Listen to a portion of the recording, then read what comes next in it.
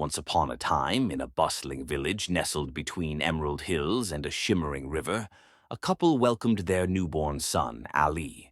To their astonishment, Ali was no larger than a thumb, a tiny marvel with sparkling eyes and a mischievous grin. At first, his parents, Mira and Hassan, were bewildered, but their love for him was boundless. "This is our gift," they whispered, "and one day Ali will shine brighter than the stars." Years rolled by, but Ali stayed as small as ever, his size unchanged despite his boundless spirit. At home, Mira crafted a miniature world for him, a walnut shell bed, a thimble for a cup, and a teaspoon of broth for his dinner. Yet, beyond the safety of their cozy cottage, Mira and Hassan shielded Ali from prying eyes, fearing the village's curiosity would turn to mockery. Ali, now 20, with a voice like rolling thunder, yearned for adventure beyond the four walls that caged him.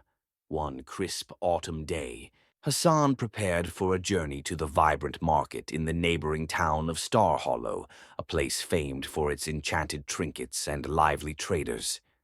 The trip required an overnight stay, and Ali, his heart ablaze with longing, begged to join. "Father, let me see the world," he boomed, his voice rattling the window panes. Hassan hesitated, his brow furrowed.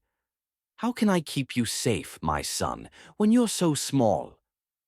Ali's eyes gleamed with a clever spark. "Tuck me in your vest pocket, father. Make a tiny peephole so I can breathe and watch the wonders pass by."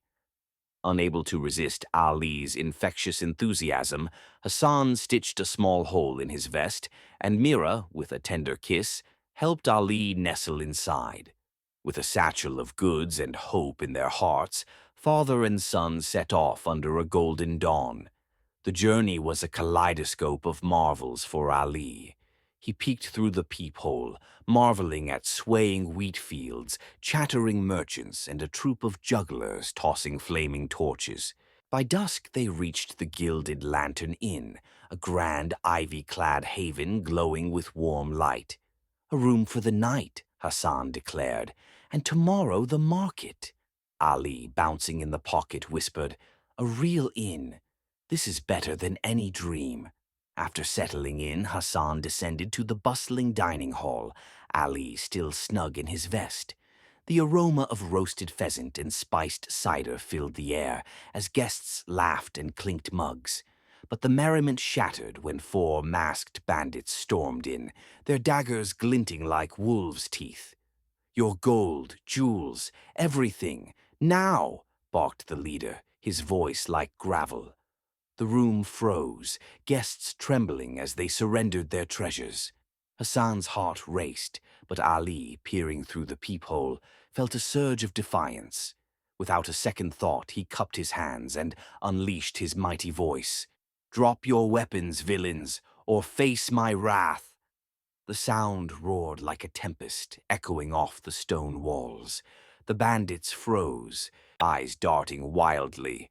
"Who dares?" the leader snarled, scanning the room for a giant no one could see. Ali bellowed again, deeper and fiercer. "I am the guardian of this inn. Surrender, or I'll bind your souls to the shadows."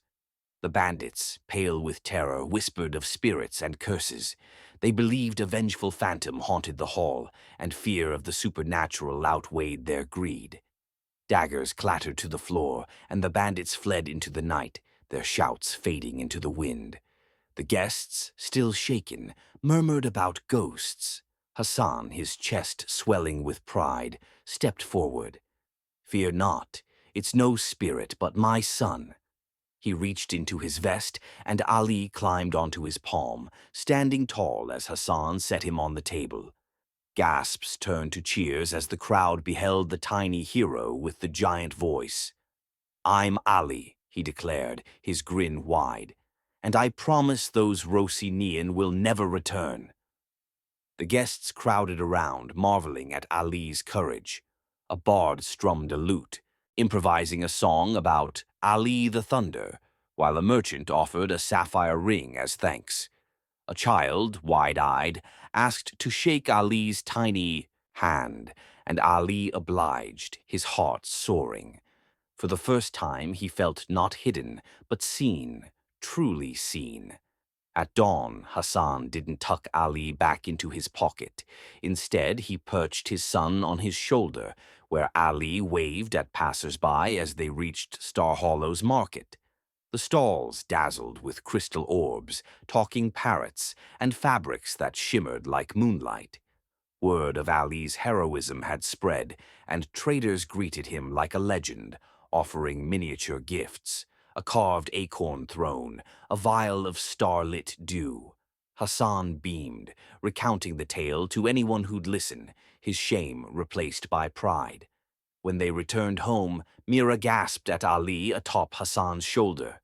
"What if the village sees him?" she fretted. But Hassan recounted the adventure, how Ali's voice had turned bandits to cowards.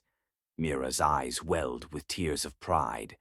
"We were wrong to hide you, my brave boy," she said, embracing Ali gently. "You're our treasure, and the world deserves to know you." From that day, Ali rode proudly on his parents' shoulders, exploring far beyond their village. He befriended wandering minstrels, outwitted mischievous sprites, and even advised a king with his booming wisdom. Ali Thumb, once hidden, became a legend whose courage proved that even the smallest spark could light up the world.